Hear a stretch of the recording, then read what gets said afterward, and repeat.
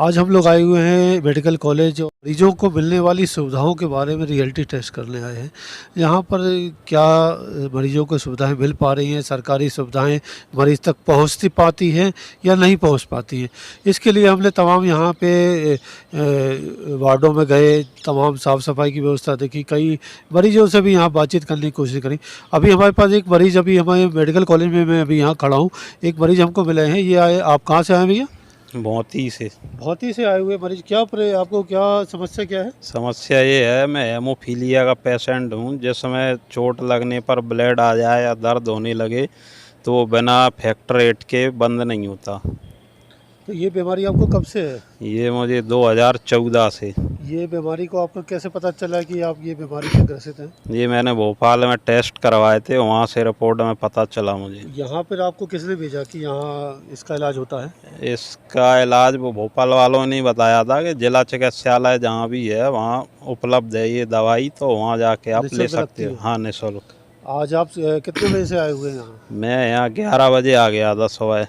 और अभी तक आपको दवाई नहीं मिल पाई, इलाज नहीं मिल पाया? डॉक्टरों का या वहाँ के स्टाफ का क्या कहना है? कुछ नहीं, सुबह से बैठा हूँ मैं, उधर वार्ड में बैठा दिया, बोले 8 नंबर वार्ड में जाइए, वहाँ लग जाएगा इंजेक्शन। और बैठा बैठा 12 बजे से मैं 2 बज गए। उसके बाद 2 बजे से अभी 4 बज रहा है, अभी तक कोई अब कब बुलाया आपको? कुछ नहीं, बोले अगर इधर रुक जाओ आप कल आ जाना, बोले कल हो जाएगा। चलिए, जैसा कि मरीज ने बताया कि डॉक्टरों का या उनके वहाँ के स्टाफ का कहना है कि अभी हमारे पास समय नहीं है या हमारे पास दवाइयाँ उपलब्ध नहीं है, कल आइएगा। इस तरह से कई मरीज, कई तरह की दवाइयाँ, कई तरह के समस्याओं से यहाँ मरीज हर तरह से यहाँ पे परेशानी आता है। और परेशानी अवस्था में यहाँ पर वो और आगे परेशान हो जाता है क्योंकि उसको इलाज नहीं मिल पाता। माननीय योगी सरकार और प्रधानमंत्री जी का कहना है कि हमारी तमाम सुविधाएँ सरकारी सुविधाएं के अंतर्गत हम तमाम सुविधा दे रहे हैं मरीजों को, तुरंत इलाज और सारी सुविधाएं। मुझे तो नहीं लगता है कि ग्राउंड लेवल पर इसका जो है फैक्टर जो है प्लस में है। यहाँ पर ग्राउंड फैक्टर पे 0 ही नज़र आ रहा है।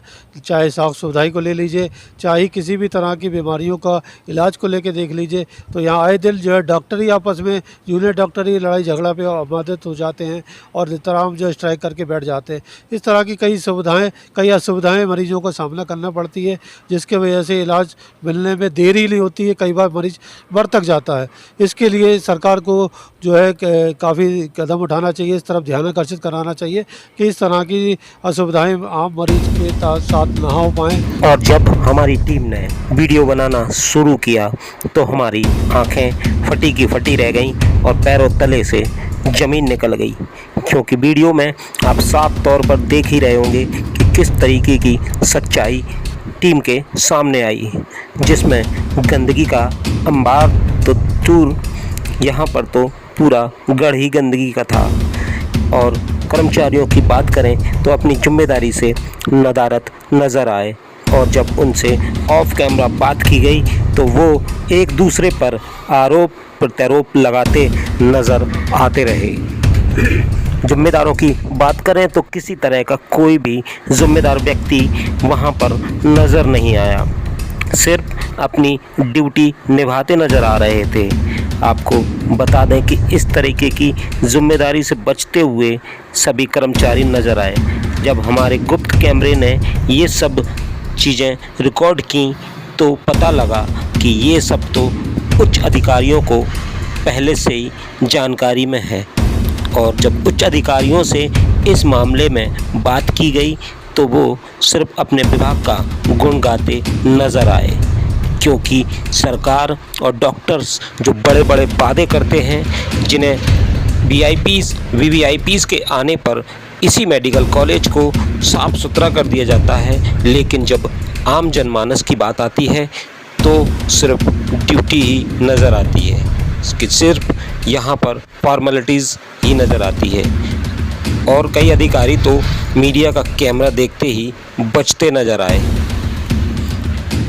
लेकिन ज़मीनी हकीकत क्या है वो तो आप वीडियो में साफ तौर पर देख ही रहे होंगे कि किस तरीके से लोग अपने मरीज को स्ट्रेचर पर ढोते नज़र आए। इतना ही नहीं, इससे पहले भी मेडिकल कॉलेज के कई वीडियोस वायरल हुए जिसमें मानवता शर्मसार होती नजर आई, लेकिन मजाल है कि सिर्फ ट्रांसफ़र के नाम पर कार्रवाई देखने को मिलती है, इसके अलावा और कुछ नहीं।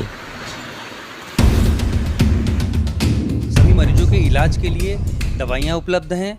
जो भी सरकारी योजनाएं हैं उसका पूरी तरह से क्रियान्वयन किया जा रहा है। आयुष्मान हो, बीपीएल कार्ड के धारक हों, सभी को निःशुल्क जो सभी सुविधाएं दी जा रही हैं। उसके बावजूद भी आप जैसा बता रहे हैं, क्योंकि आपने रियलिटी टेस्ट किया है, मैं उसका स्वागत करता हूं कि इससे चीज़ें बाहर भी आती हैं। अगर कहीं ऐसी कमियां पाई जाती हैं और इसकी हम जांच करा के चिन्हित करेंगे, जहां है उनके खिलाफ कड़ी कार्रवाई भी की जाएगी। लेकिन मैं ये भी कहना चाहता हूं कि सभी स्टाफ को, डॉक्टर्स को ये निर्देश दिया गया है और बार बार हम लोग इसको जाके इंस्पेक्शन भी करते हैं कि सुबह काम हुए कि नहीं, मरीजों का राउंड लिया गया कि नहीं, टॉयलेट साफ़ हुए तो उसमें सिस्टर इंचार्ज ने देखा कि नहीं, उसकी एक लॉगबुक बनाई गई है जिसका प्रतिदिन। लॉगबुक के अलावा एक कोई व्हाट्सएप ग्रुप बनाइए जिस पे वो अपलोड करें। जी एकदम, व्हाट्सएप ग्रुप भी बना है जिसमें अपलोड भी करते हैं, सफाई की जाती है, उसके बाद उसके पिक्चर्स को भेजा जाता है। ये भी रहता है, कई बार ऐसा होता है कि सफाई किया, अपलोड किया, उसके बाद कुछ देर बाद कभी पेशेंट ईमानदार गए और इस समय बहुत मरीज आ रहे हैं तो गंदगी हो जाती है, लेकिन फिर भी आपने संज्ञान में लाया है तो इसको मैं देखते हुए इसको इंक्वायरी करा के इस पर कुछ एक्शन लूँगा। जी, ये बात तो इमरजेंसी में देखिए सभी क्या होता है, इमरजेंसी में हमारे डॉक्टर्स भी 24/7 काम करते हैं, 12-18 घंटे की ड्यूटी लगातार रहती है। जो पेशेंट आते हैं, एक्सीडेंट के आते हैं, कोई भी इमरजेंसी में आता है तो वो दुखी होता है और उसके साथ तीमारदार भी काफ़ी होते हैं। तो भरसक प्रयास होता है कि मरीजों का इलाज किया जाए और उनको सही सुविधा दी जाए। बहुत बार मरीजों की अधिकता में कभी कभी एक्सीडेंट होगा, ढेर सारे पेशेंट आ गए, तो उसमें ट्राइजिंग होती है कि जो सबसे सीरियस है उसको पहले देखा जाए, ऐसे करके कोशिश की जाती है। हमारा पूरा प्रयास रहता है कि मरीजों को कोई सुविधा न हो, सभी सुविधाएं दी जाएँ, प्रॉपर इलाज हो। उसके बावजूद भी कहीं की कोई चीज़ कमी रह जाती है तो उसका संज्ञान लिया जाएगा और उस पर समय समय पर हम लोग कोशिश भी करते हैं, बातचीत भी करते हैं, राउंड भी लिया जाता है। मुख्य चिकित्सा अधीक्षक को भी निर्देश दिए गए हैं, उनके द्वारा भी राउंड लिया जाता है कि इस तरह की घटनाएं न हो और नहीं कम। टीम बनाई गई है जो प्रतिदिन आपको अपडेट करती है? जी, एक तो सभी को जो इंचार्ज हैं उनको निर्देशित किया गया है। उसके अलावा सभी डिपार्टमेंट्स के रेजिडेंट्स के ब्लॉक बने हुए हैं कि वो लोग अपना अपना काम देखेंगे। द्वारा कोई टीम गठित करी गई है?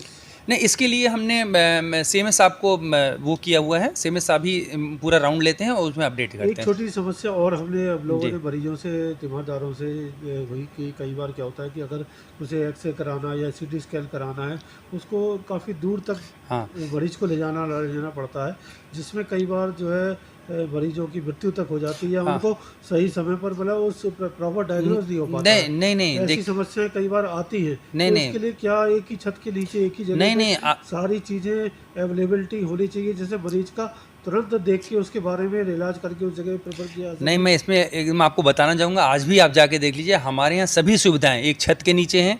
एक्सरे 24/7 हो रहे हैं इमरजेंसी के। एक्सरे से लगा हुआ हमारा पीछे सीटी है, सीटी भी जस्ट हमारे इमरजेंसी में पीछे है और हमारी जो सेंटर पैथोलॉजी लैब है वो भी उसी से कनेक्टेड है। उसमें पूरा तीनों कनेक्टेड हैं और सभी चीज़ें वहीं की जा रही हैं।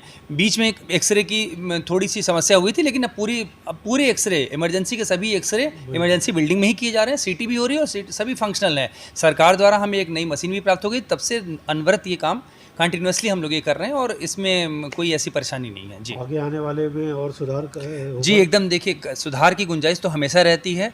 मैं चाहूँगा कि अगली बार जो शिकायतें आप लेके आए हैं वो भी शिकायतें आपके पास न हो और इस पे मैं पूरा भरसक प्रयत्न करूंगा, यह मैं आश्वासन। देखिए, नई बिल्डिंग का भी काम लगभग पूरा हो चुका है। कमिश्नर सर द्वारा भी एक समय सीमा तय की गई है। हैंडओवर की प्रक्रिया चल रही है। हो सकता है अगले महीने तक हमें वो हैंडओवर भी हो जाए। उसके उपकरण के लिए और स्टाफ के लिए भी प्रस्ताव भेजे जा चुके हैं। तो जल्द ही हम उम्मीद करते हैं कि नया एक बहुत बढ़िया बुंदेलखंड के लिए एक बड़ी सौगात मिलेगी और जिससे यहाँ के मरीजों को बड़ी सुविधाएं मिलेंगी, उनको इलाज के लिए भटकना नहीं पड़ेगा। जी जरूर। जैसे कि हमारे प्रधानाचार्य जी ने बताया कि जो आने वाले समय में जो उन तक हम लोगों ने समस्याएं रियलिटी टेस्ट के माध्यम से पहुंचाई है, उसको वो जल्द से जल्द दूर करेंगे और आने वाले समय में जो एक नई बिल्डिंग तैयार हो रही है, आने वाले समय में उस समय मरीजों को इलाज के लिए भटकना नहीं पड़ेगा और कहीं बाहर जाने की आवश्यकता नहीं पड़ेगी। एक ही छत के नीचे सारा इलाज बुंदेलखंड के मरीजों को मिलने वाला है।